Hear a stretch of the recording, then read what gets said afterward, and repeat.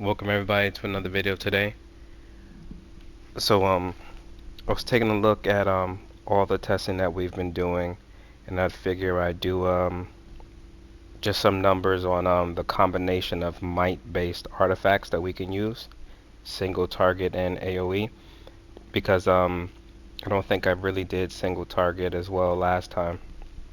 So we're going to be testing a lot of artifacts. Single target first, and then we'll be doing AoE. So we're going to do Strat, Solar Amplifier, Candle, Transformation Card, Quizlet, Grim, Ebon, and Ring. So we're going to see what combinations do what kind of damage.